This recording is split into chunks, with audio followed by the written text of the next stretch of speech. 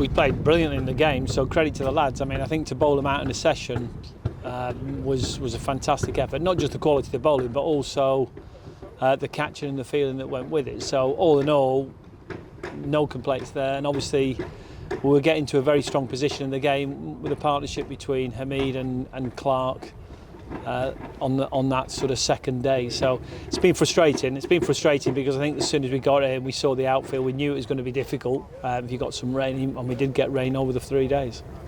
And looking back on that first block, we've come to the end of the first 7 games ahead of the start of the T20 season. How would you reflect on that period as a whole? Generally, I'd say we're a bit slight at the blocks, if I'm honest, and then we picked up. We probably started to really find ourselves as a team somewhere around the second innings of Somerset, when we had that partnership between, I think, Will Young and Joe Clark, and then after that we started to really pick up and find a bit of style. I think the captain settled. Haas, he started getting runs at the back end, but I also think he got used to captaincy.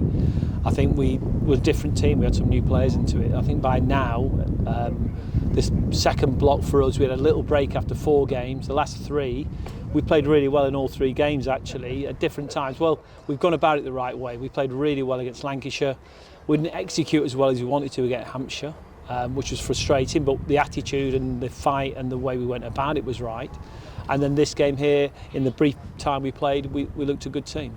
And of course we'll obviously be busy playing some T20 cricket over the next couple of months, but this break in the Vitality County Championship, does that provide a little bit of opportunity to discuss as a team the strengths and the areas to improve going forward once we get back into the next block? Yeah, I think we're pretty clear on the areas we want to move on. And we just had 5 minutes upstairs just to sort of reflect a little bit, I think, and the captain asked the lads to go away and think of any areas that they feel that they want to keep moving forward. I think we're pretty clear on the areas we want to keep moving as a side. We know when we played our best cricket how we've gone about it. So I think it's important to remember that when we do come back. We've got a break now, 3 weeks of T20 cricket, which will be very exciting for everybody. We can't wait to get going on that. And then we'll come back for these 2 games in the middle of the T20 block. So they'll be really big games. Anybody looks at that first division, it's completely jammed up, I think, with the weather that's been around, that there's probably 10 or 15 points are going to split 7 or 8 sides. So you've got to try and string together 2 or 3 wins and you'll find yourself in a really good position in that league. And we've asked the players about Haas, but from a head coach's perspective, how has his leadership been as the new club captain? I think I said before, I think he's settled. I mean, we'd seen him lead before in the Royal London, and also the odd game when Steve Lenny couldn't do it. And I think then, so tactically he's a good leader. I think this is about working with people, but also getting yourself settled so you can still do your main skill, which is to be an opening batter. And I think that's what we found. I think somewhere in that, probably after Edgbaston, I think he probably went away and thought about how he's going to package the whole thing. He could still be the player he wants to be, and still be immersed in the things that captains have to do, really, which is to lead other people and make big decisions in a game. I think he's done that. I think that really is quite exciting for us because he's a young leader and he can build on that moving forward to the rest of the season. And Joe Clark as well, he could have been potentially on course for a ton on his birthday yesterday. Unfortunately, we weren't able to see that in the end, but how impressed have you been with his form throughout really the 7 games? You know, everyone's going to have the odd low score here and there, but he's been particularly impressive, hasn't he, with the bat? Yeah, I think it's form that he started last year. I think somewhere, probably 2 or 3 games in last year, he adjusted a couple of things and he started to play with a real calmness and maturity to go with his natural power and how he wants to play the game. So I think probably since then, he's been our most consistent player. He's nice to watch to bat, but it's just the way he bats now. It's sort of calmer. Still aggressive in his shot making, but gets himself in, builds an innings. And we've seen him really, I think, in all sorts of conditions show that he can dominate bowling. So, you know, it's great for us.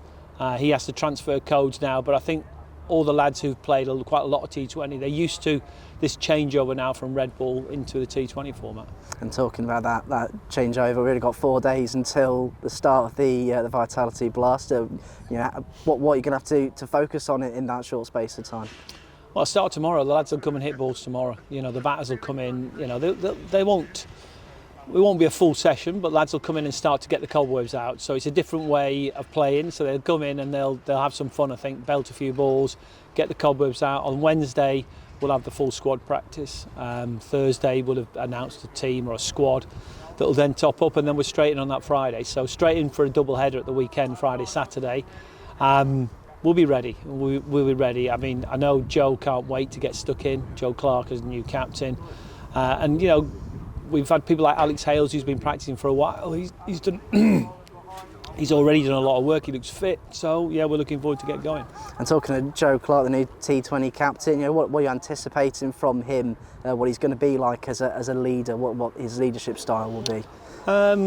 He'll be his own man, I think, which is great. I think there'll be traits of DC in there because he's a leader from the front. Somebody who'll want his team to play a style of cricket that I think is aggressive, but I think he'll also bring his own sort of nuances to it, which will be very much for Joe to find as he goes through it. I think he'll back other people. I think he'll back his players, and I think that's a big thing to have as a captain.